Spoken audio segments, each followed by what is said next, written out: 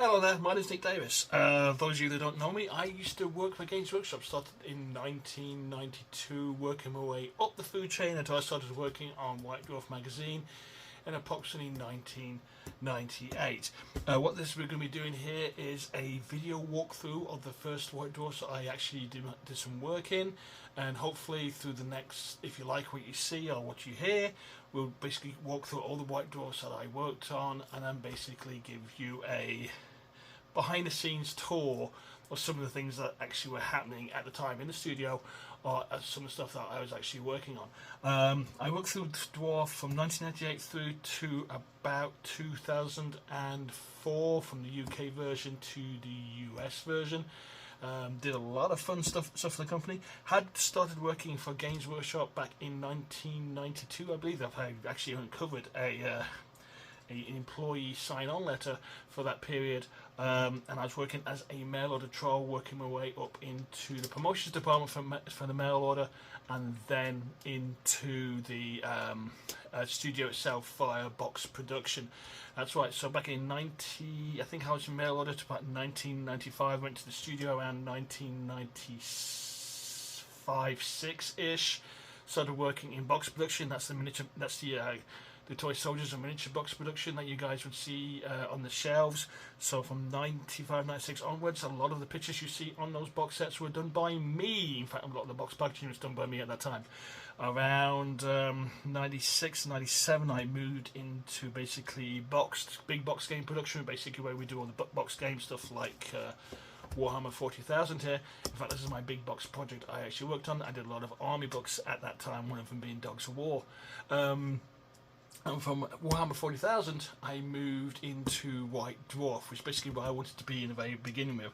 Because way back when little Nick was 12 years old, I think probably about 11 or 12 years old, I picked White Dwarf 96, Classic Souls Edition, I believe, because I had read Lord of the Rings and I was just into fantasy gaming, and that's where it all started, 96, from an 11-year-old through to 1998, where I was probably 23, 24. I finally got to work on my dream, which is White Dwarf magazine, but I did it a long version way via the mail order trolls. Anyway, just so you know that we're going to get started here. We've got a lot of things to basically go through here quickly, and I'm going to do my best to keep these videos succinct and basically to the point what's going on. My early history in White Dwarf was mainly basically behind the scenes production work before basically I was given the reins to actually do some articles. A lot of stuff we're going to see and point through. I took a picture of that, I took a picture of that, but we're going to start with this one just here. This is Warhammer 40,000. This is the last big box game item I worked on before I moved to White Dwarf magazine over here.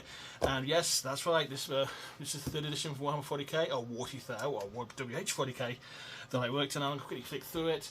I'm sure some of you have seen this book already, but a lot of the layout you see in this book, of bits of items, the diagrams, not the artwork, that's done by for artists obviously, these how to basically do positional stuff. In fact, I drew that jet bike just there, and probably the tank as well, were drawn by me and Mark Saunders, basically as moving templates. Space Marines Elder, these were fun to do. They're doing the Dark Elder just here, and basically were done by myself and Mark Saunders.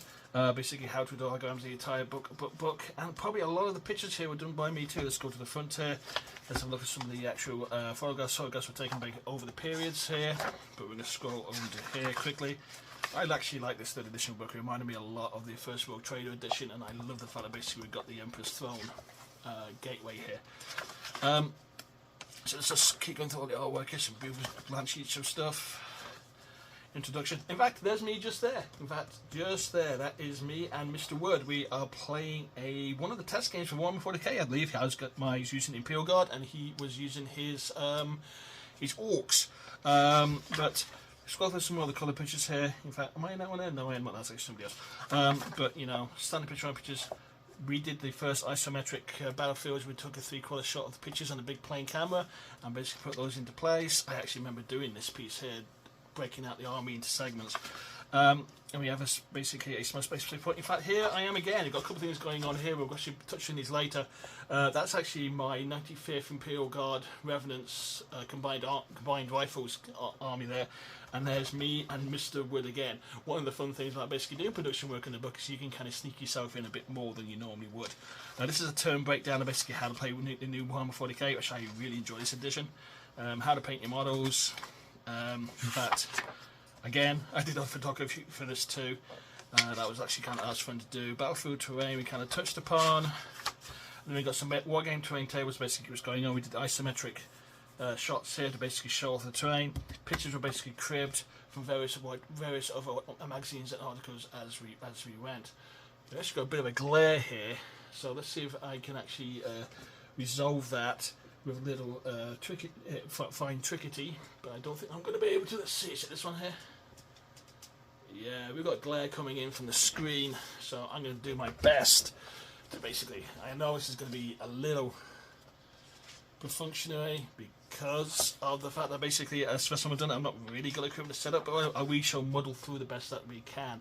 So basically, this is the last big box thing I did. In fact, I had to finish this book before I could actually move to White Dwarf magazine, and I was so impatient to get this done because I really wanted to get to White Dwarf, because White Dwarf is where I wanted to be.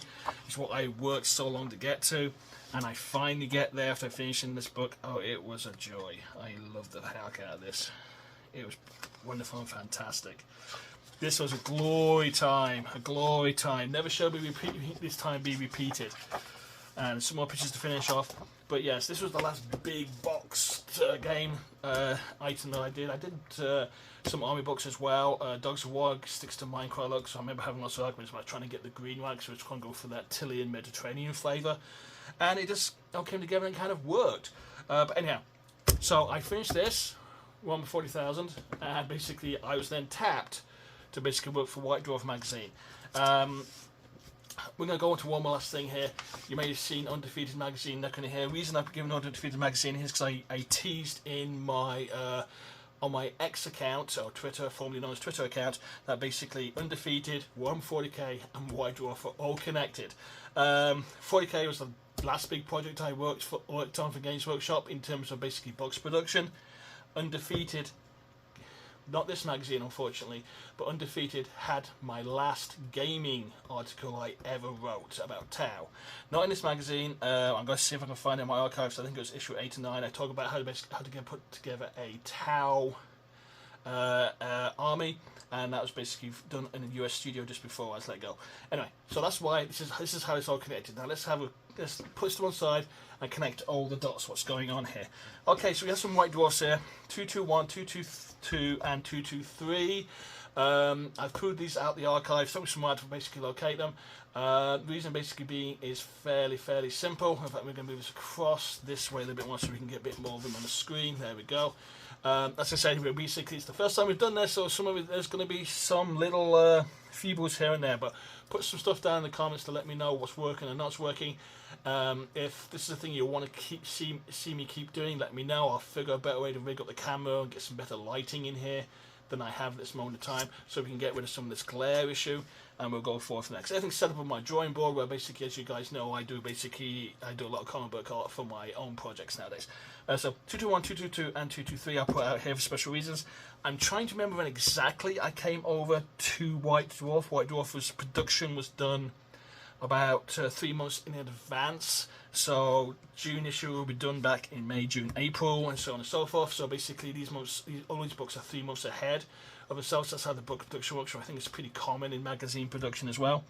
I think I came on board on 220 after doing after 40k, but I wasn't mentioned in the credits until 223 because I was learning some of the behind the scenes stuff. My job was a production assistant to help basically lay out production of the magazine and basically work with the mail order sections, get those built out, and basically learn how to put this magazine together, because I think I was taking part of Ian Strickland's job there, and also my other job I was tapped for was basically sort of thinking about basically doing production articles for the magazine itself, which led to some interesting discussions with Paul about what our job title should be working on this magazine. Anyway, let's start with the simple one. Start with 221. I couldn't find my 220, but it's probably in my archive somewhere. I'm going to pull this out very quickly and quickly walk through it. There's not many things here I actually probably touched, but I think it's a good place to start as any. As you can see, here's the table of contents. We are basically showing some gaming in the Perry Brothers gaming room, which is basically a huge room they had, and it all came together from there. Let me think for a second. Okay, this lighting is driving me crazy. That doesn't do anything either. How about this? Nope. How about this? There we go. I think I've kind of solved it in a weird fashion there. As you can see, this is one continuous stream because this is going to be a huge video, and I don't think my machines can cope with it too well. Let's see. Oh, I'm not sure that's even any better. There we are. There we go. I think I've kind of sorted the lighting issue out for now. So basically, that's John Stallard there. That's the Perry Trainers. That is Jim Butler just there. Christian, I think, he was Golden Demon. I can't remember exactly when. They're playing basic games in the thing here. We've got a layout of the bowl going on here. Okay, and it seems to be working quite nicely here. So, Thomas Perrin and Soapbox. Interesting story about Thomas Perrin. I was given it was his guide for the first couple of months he was in the UK, sorry, and I actually was assigned as a security for his bank account, so you can actually open a bank account here in the UK. Great guy, fantastic guy. That's Alessio over there, Andy Sharman's a really cool guy too. Obviously there's Adrian, Paul Sawyer, Graham, Anthony, and Mr. Strickland down the bottom there.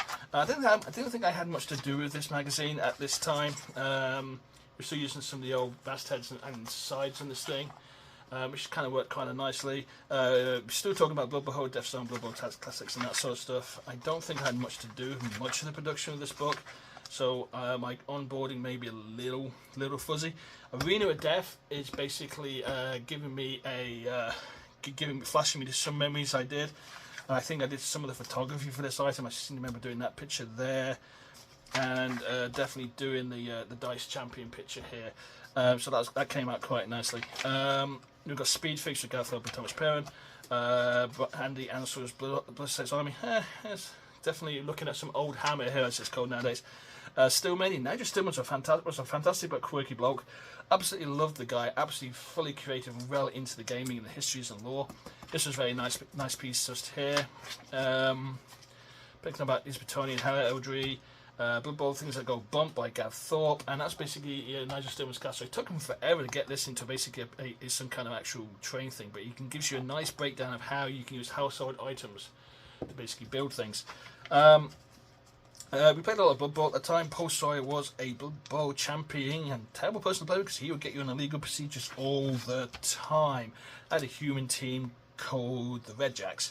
Here we go, as I go, I got some more Blood Bowl. So, Tale of Four Gamers was basically a fantastic way. I always thought of basically introducing people into the hobby and how to basically collect armies. This, I think, is the end of the first of the fourth Tale of Four Gamers that featured Paul, Rob, Richard Hobson, and Richard there. That's Andy Sharman there again. Great, fantastic guy. One of the best graphic designers I've actually ever met. He's playing against Chaos Army here. I think that's me again there, where I got my butt kicked. No, that's Richard Hobson. I just looked a little bit like him at that time. Some nice bits and pieces going on here, and the Tale of Four Gamers always was a good place to start. I'm trying to get through this quickly, so the main magazine is going to be 223. So bits and pieces I did work on in here, some of the pictures. I actually got this bookmarked for a reason. Spirit of the Game by David Kane. Reason basically is we're talking about basically gaming here, and we're showing me there again, a great top bloke. There's old Chambers and old Gav. Thomas Perrin's weird picture. But basically we're talking about this basically Spirit of Gaming, how to do games. And I think I've got this marked up here because of these three picture sequence there. What happened here is basically me and Adrian just finished playing a game. I think we were playing a 40k campaign at the time, and we just finished the game, and I think the production staff came up to us and asked could they take pictures of us basically being the rivals that we are. we weren't really rivals. We just played games against each other quite a lot. So that's me and Adrian hamming it up for the camera here. Oh my god, look at me. I totally, utterly do not look like that anymore. Mr. Wood still looks the same. The guy has never aged a day. I think that's the only reason I got this bookmarked. I'm going to quickly scroll through, see if there's anything that's going on here. That's the big battle report with the Perry twins. This is Perry twins. Here, when I think Michael lost his arm during a cannon accident. This is another big gaming thing that went on. It's kind of fun. And yeah, that's basically it. That was basically my starting 221. Looking at the mail order sections here, I don't think I was doing this at this time. I remember basically when I worked for games in the mail order section, I had to do these down camera pictures. I basically present them to put in production. I don't think I was touching this at this time. This doesn't look like my work. And that's it. Oh yes, and really ugly. And oh my god, look at that Imperial Sentinel. Thank God they improved, eh? And that was pretty much 221. Where basically I still started appearing some of the in-store stuff. Let's put it to one side and quickly go to 222. Like I said, I'm pretty certain I started work in on White Dwarf in the 220s, but I could be horribly wrong, and I can't find a 220 to basically verify that. But the reason I put this out is that somebody commented online that basically I had an article in this magazine, and I went, I did, but then because I didn't think I started any article work into basically Jungle Fever in this book just here. However, I look back and yes, I actually, lo and behold, I did. So I'm not certain again, and I do apologise, I'm going to be a very unreliable narrator here because I am trying to remember things that happened 23, 24, 26 plus years ago, and it's all kind of messed up in my head here, so it was probably as we start going through these more of it will get more straight.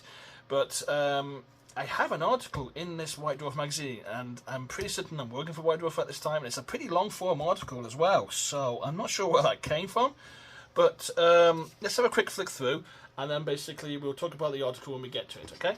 So, here we go. We're still basically with old Warhammer. That's the Golden Warhammer. There's Gorkamorka still in full swing. Absolutely love Gorkamorka. Fantastic fun game. We're still playing Warhammer 4 because this is we made it was the comical edition with these beautiful pieces of artwork here. I love these. These were fantastic. I really wish we didn't go too grimdark and we kept some of the zany fun that was going on. And there's the weirdest sentinel we've ever built. Makes the eggs and legs look even better.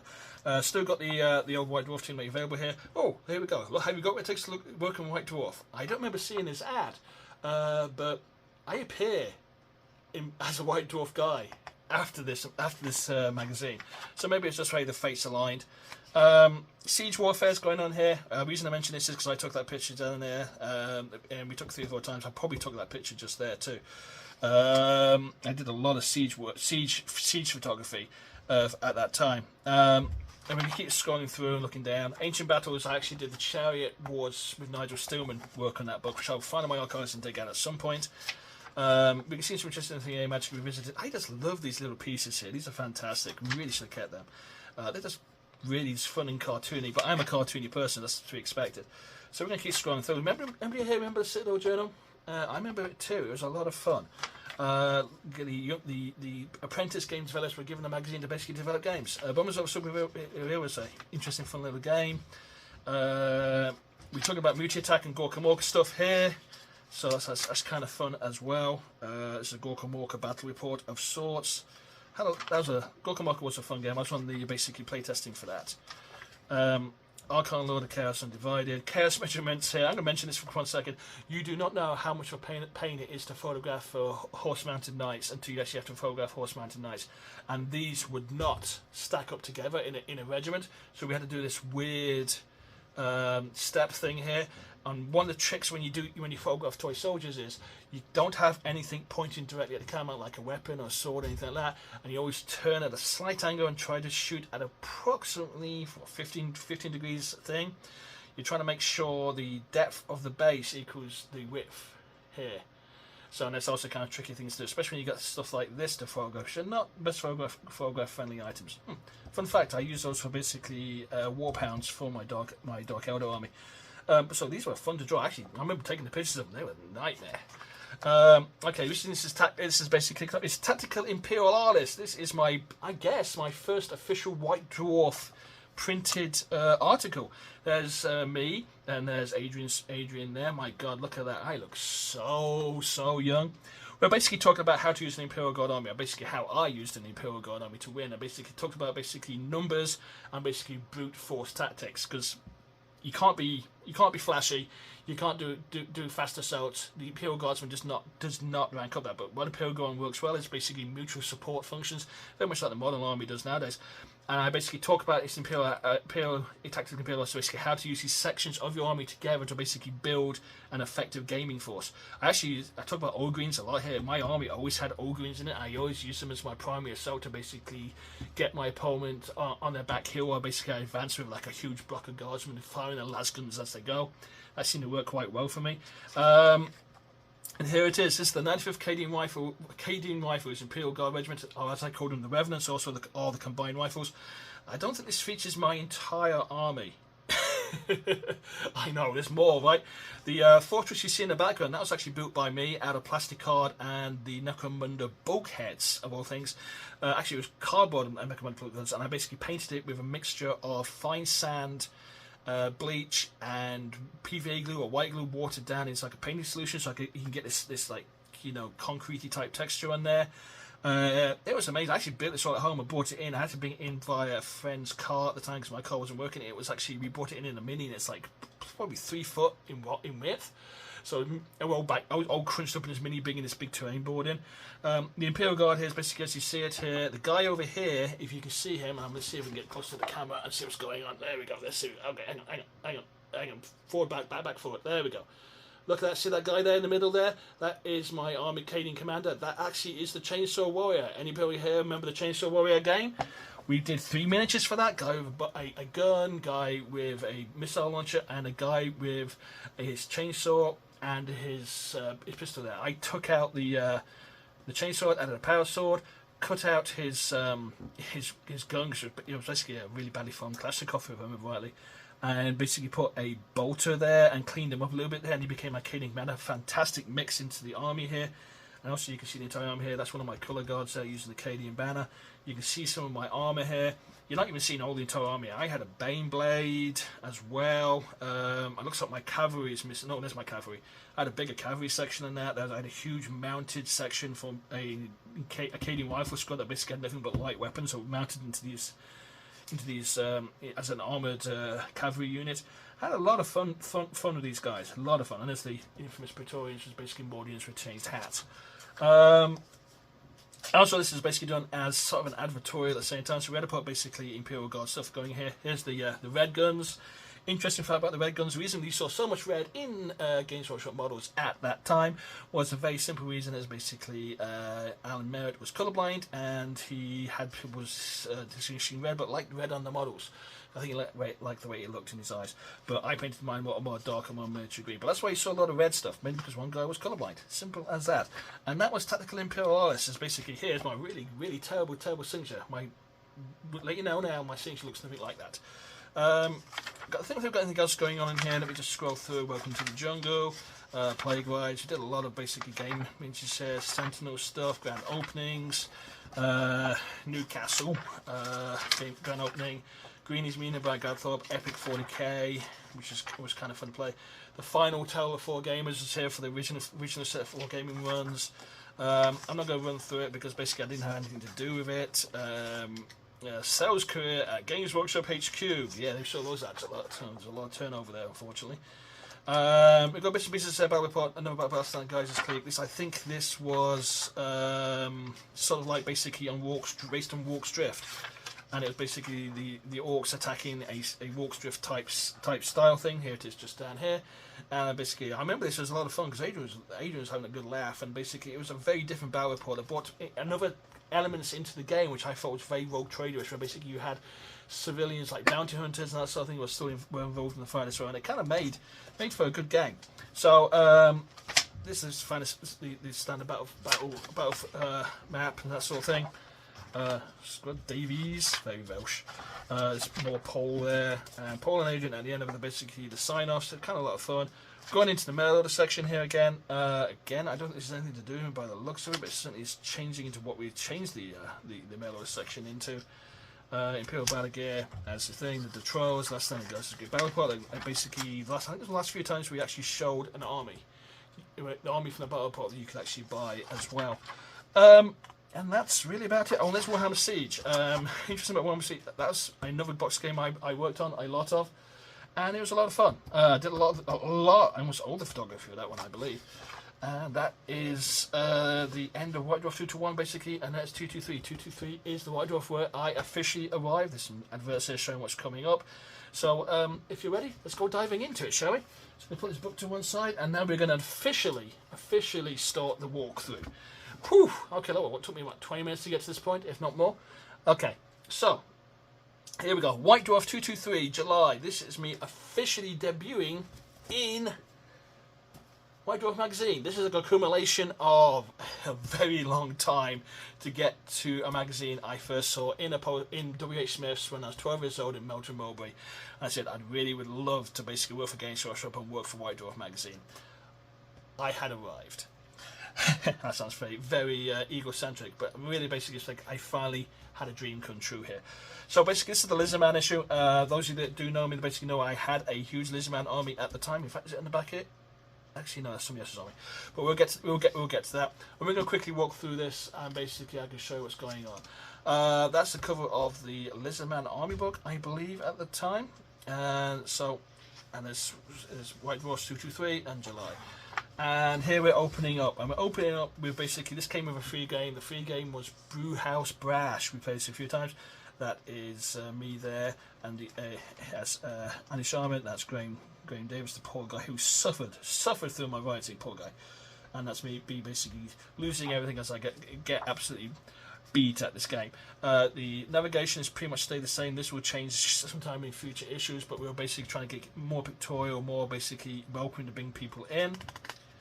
And then we turn over the page and we start of the news sections. We talk about Necromunda and 40k there, which looks fantastic and great. And then basically there's Blood Bowl advertising. These are basically bang, bang, bang. These are the 4 systems that we really got out at the moment. We really want you to start picking up and playing them. Necromunda, as we all know, is one of the best skirmish games ever made for 40k. Epic 40k. I never got into Epic games as such, but the miniatures were really nice for this incarnation of Epic.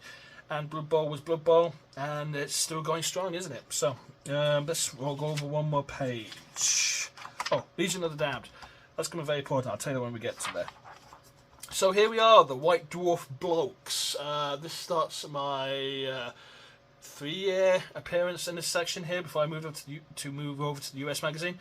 And there I am, just there. Let's see if we can bring to the camera and get it right. There we go. Oh my gosh, look at that baby-faced Nick. Oh my gosh. Yeah, wow. That's definitely sans any facial hair at all. Oh my. Oh my, oh my. Anyway, so basically we have the real start of the news section here. Yes, I took that picture there. Because it's Siege again. I think I probably took that picture there too. A lot of the White Dwarf basically pulled a lot of stuff out from box production in terms of pictures we could put in there, because easy speed of publication.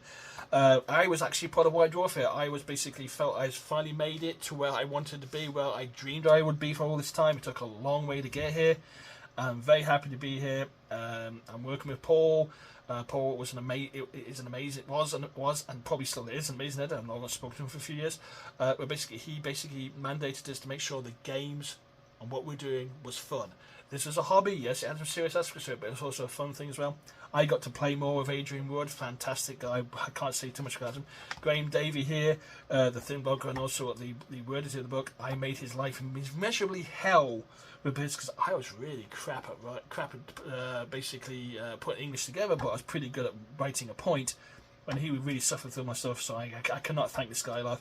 Andy Sharman is basically one of the best graphic designers I've ever met. I think he's working and moving on other things here. I don't know what Ian's doing anymore, but of course that's just me just there. So basically, this is the news section. This was standard like 3 or 4 page section. It gives you some ideas, some hints of what's coming out, some previews of things to come, and basically some spoilers. I think we could have done a lot more of this than we ever did, but it was still a fun section to go into. We basically covered new releases, new toy soldiers, basically what's coming on Black Library, and other bits of news and pieces that are coming up as well.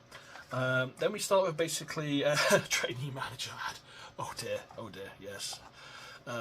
Those who basically what's that gladiator saying? What's it going?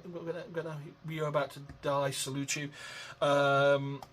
This trainee managers. Oh my gosh, this was back in the time when Games Workshop had a huge turnover in the retail area, and the trainee manager were almost like dead man walking at that time. But thankfully, I think things have changed for the better now. Anyway, so we're basically looking at what is a war game. Now, this was basically a fantastic article that basically walked you through what a war game is. Now, remember that basically, you know, people picking this magazine might be picking up for the first time and only just started the hobby and have no idea about how to war game. So basically, it basically talks about how to fight a war game. You know, how the developments of how basically a Warhammer game is played and how it turns. How to collect an army. Actually, took that picture there again there. And how you put bits and pieces together to basically start making your army up. I think that's actually my colour palette I used to paint with. So it was actually interesting in that fashion. And then you got how to fight a battle. Basically, terrain. You just need a sheet over a table. In fact, that's probably even more complicated. You just need to put a sheet up there and use books for hills. Tables obviously have a fantastic setup, but you just keep it so simple. We make it simple. One of the issues we had was basically we made gaming such a mythologically hard thing to get into, when it really was the most simple thing ever to do. So then we go into basically Warhammer Monthly. Actually, Titan, I enjoyed that comic book. That's a Dan Abnett, I believe.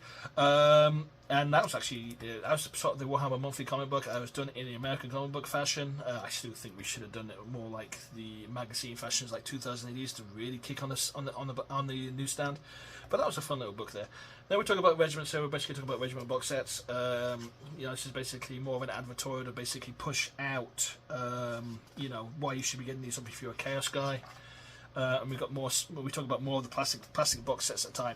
These are revolutionary. We didn't do something quite like this before. And the reason it was revolutionary is that they were all plastic. There was actually a cheaper way at that time to basically build out your regiments with miniatures. Were very similar and not the same quality as the metal toy soldiers we had at the time.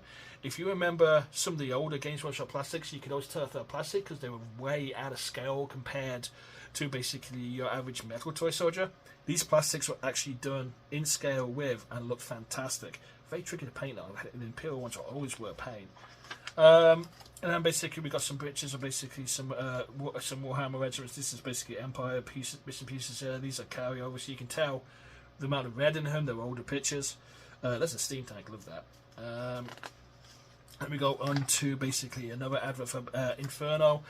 Black Library back issues. The fun thing about Black Library adverts, they were done by Black Library themselves. They were given to us as a Photoshop file, and they were huge. Now we're talking back in 1998 here, so basically file sizes were quite up anyway, but I think these were like, you know, 20 to 30 megabyte files, because basically it was just layered images inside Photoshop, and it was a wacky PSD file.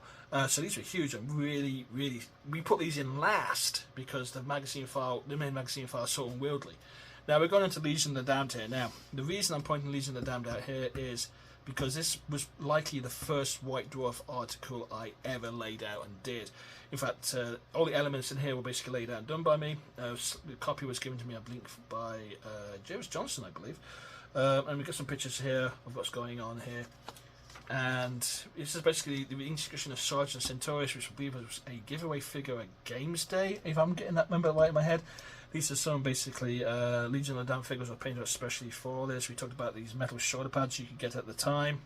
Layout here was all done by me, since I probably overdid the layouts on top of the texture boxes, but I was basically trying to throw all elements at the page to see what could stick. And we finish off with basically, you know, it's like Harmagons taking on the, basically trying to fight their way through Legion of the Damned to get to some besieged guardsmen. I think the artwork was special here too, if I remember rightly as well. And I can't remember Dave Haley, I think something like that did the artwork for this. It was great. And all this item down here, which basically Inquisition Legion of the Damned reports, I stole from the old Legion of the Damned article and added some items for myself here too. So this is almost primarily old me. I remember putting this structure together in Photoshop to make it look nice and wet. In fact, here we go. White Dwarf. Here we go. 98. This is basically dating right here. And I actually, believe it or not, I actually looked up this White Dwarf when I should have just really looked up the magazine and saw that date there. Golden Demon 98, basically some beautiful toy soldiers, toy soldier art, gorgeous, gorgeous stuff. I can never paint this good, I don't have the patience and I do not have the ability either, but it's beautiful, beautiful items. City of the Damned, this is the first print look at Mordheim. Basically, at this point, we had started playing Mordheim in the studio. There's Thomas there. Thomas made me the day master, where he was the night master. We played a heck of a lot of Mordheim. I enjoyed the heck out of it. In fact, that's my that is my Marienburg warband. I think I actually went to Middenheim warband after this. But let's see if we can get us into the camera. Yeah, that's those guys just there. So that's one of the main warbands that we did. I think I used plastic toy soldiers for that one too. So I'm going to go over one more page here, and there's more City of the Damned stuff here. That's basically a very interesting, almost War Master-like building of Mordheim and what actually happened to it with the asteroid strike. There's more information City of the Damned. In fact, basically, this is more or less a White Dwarf game bonus, I believe is the best way to call it. Actually, it was a post picture. I don't think Paul ever played any Mordheim, but that's basically that Mordheim scene was made out of foam core and just basically stuck together using hot glue with little bits of black stuck there and basically spray painted and painted. That was a fun thing to do there, and that's basically the start of Mordheim. Bauhaus Bash. Oh my gosh, the free game in this magazine. And there I am just there performing what we call in the business the war game point. Look at me, we're goal gaming. Look.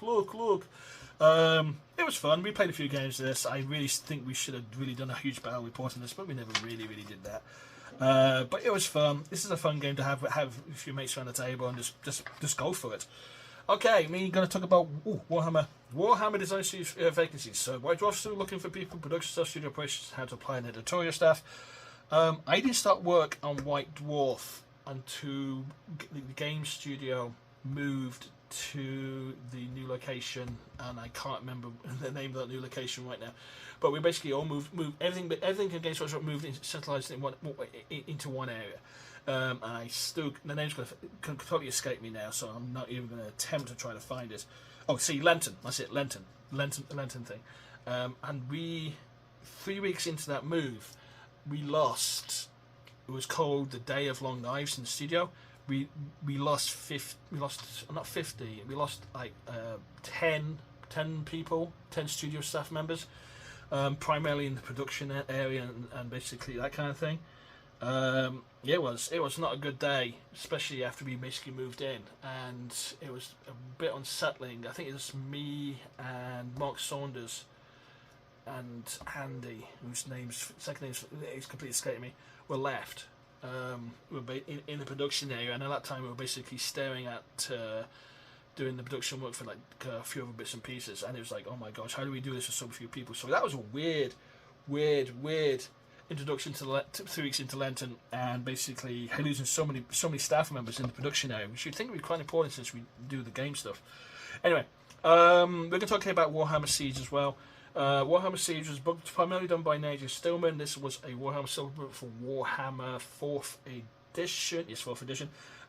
What's notable about this is it uses all photography I did for that. I did for the supplement. Figuring out how to make the ladders work. We still had to present the units as units, the army, the troops as units in the actual charts. So this is why you got these ladders going up in front of them, where we have basically doubled up on the ramparts because we hadn't quite figured out how to do the deployments yet and stuff here, and the scratch built siege tower there. We've got more bits and pieces here. Then that's Bretonian Castle that's built, the Orky No Watts 3-room buildings that's done that basically out of scrap card. We had a wall Lizardman wall, and that was it. This is not mine. This is somebody else's. Lizardman wall built to show the Lizardman scene. We did a very close in crop shot here for Skaven attacking an Imperial fortress.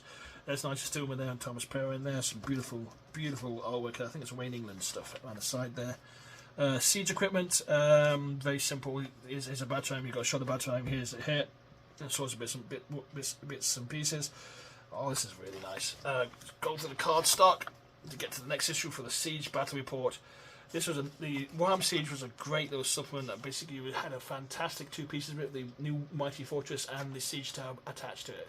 So that's a kind of nice little thing here. Orc Stronghold was part of the using the Necromunda bulkheads to basically build out your scenery. This was a nice little piece. Adrian being the Orky guy, going to talk about it a bit. And Guy Warner's Empire Army. The interesting thing about this is basically you had the Kislev bear thing going on here. Did I do photography? No, this is done by somebody else before I came on board. But it's a nice little Empire Army there. And then Blood Beavers by Gav Thorpe conquering the galaxy. That's neat. Some fun bits and pieces again. Epic 40k. Gav was doing a lot of Epic 40k at this time. He was basically completing his journey through the Games Workshop Design Studio from apprentice to actually full on games designer. So you got to do a lot of these these articles for White Dwarf magazine. I love the epic models of this era. I'm unfortunately so out of touch. I've got no idea what they look like nowadays, but they just look really, really nice. They actually took some time to think about how they should be looking, how they should look. Games Workshop 2-page ad for every story you could ever want. More card. In fact, I still got the card in here for Bloodhound Bash. It's actually amazing. Store events. The Siege of Erangard, which basically was a special story event. I don't actually know how they did. We'll find out in later issues. Then we have the Return. Beautiful piece of Legion of the Damned artwork just there. Gorka Morka 2-page spread. Who here remembers Gorka Morka? I do.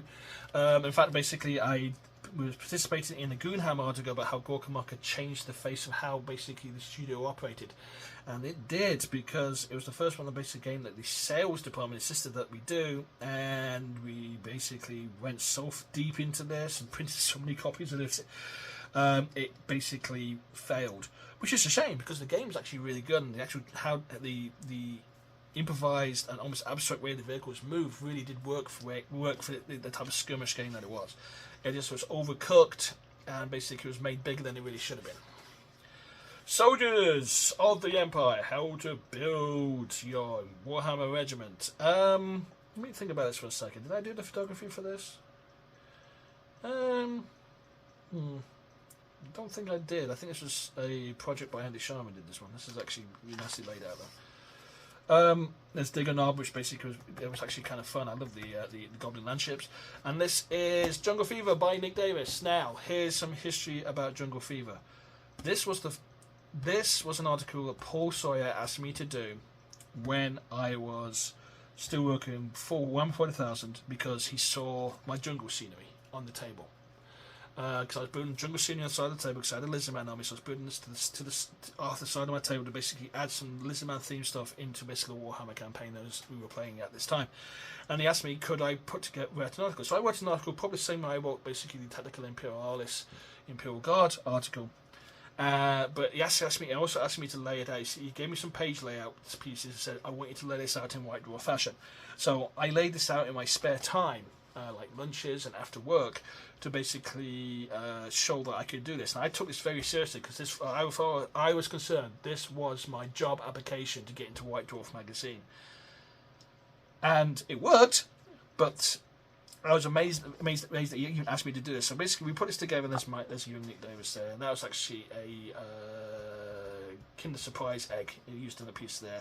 This was made out of cardboard with some adornments on there, and that was the Games Workshop Hill that was available at that time. And I just put together a description of how I built things. I tried to basically keep it as simple as I could. I used a lot of junk materials there. For example, here we've got bottle tops. See if we can bring it a bit closer to the camera so you can see. That's bottle tops we used there. Those are basically pieces of brush from basically an old scribbing brush.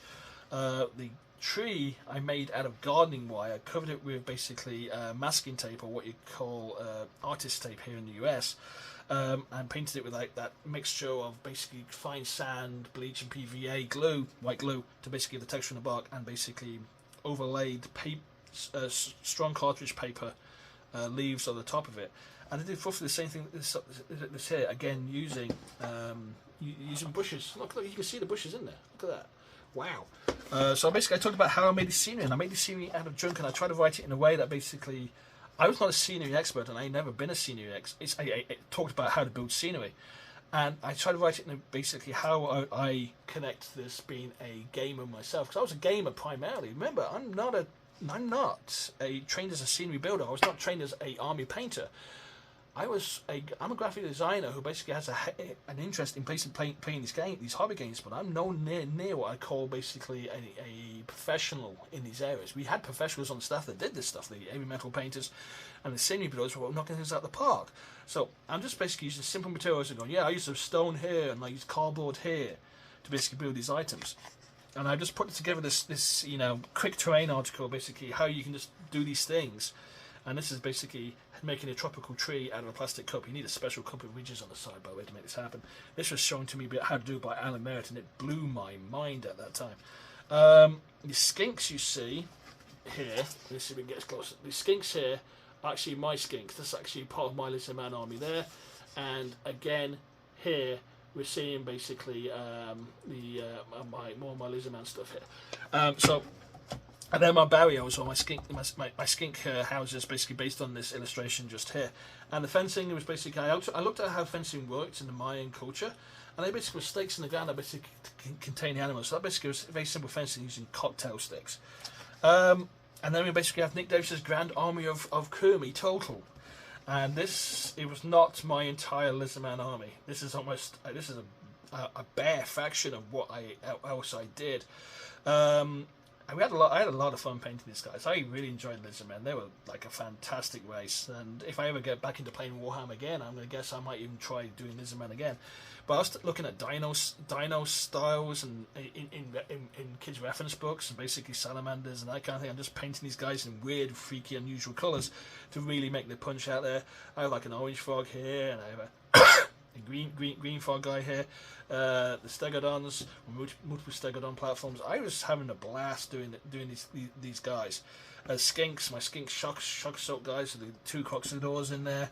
In fact, you see all my skink units have Croxodors in there because you need them to give them the extra bash. I don't know if there's Croxodors still, but they were a lot of fun. There's my skink skirmishers done in basically a reddy brown.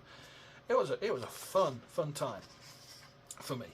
And then basically we're moving over bits and pieces here as well. The Princess of Damnation, I'm pretty certain I probably did that picture just there.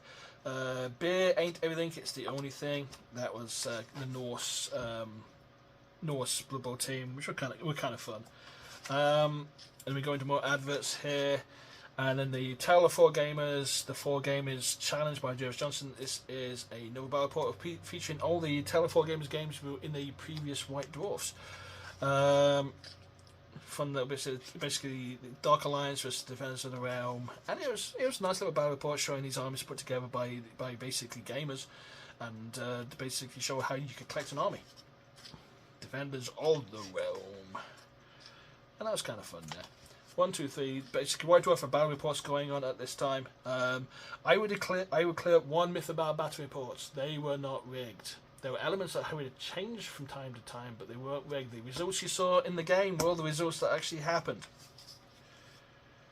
So, there we go. Final result says Beastman Skaven 5, Wood Elves Battalions 23. That means they basically won the battle.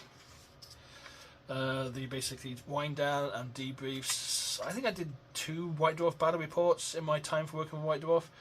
The debriefs were always interesting because it's like, yeah, I got beat, but I'm not sure how. So I got to talk about how I got beat in about 400 words. And then Fatbox's longest day. I think that's been basically he was just getting beat up.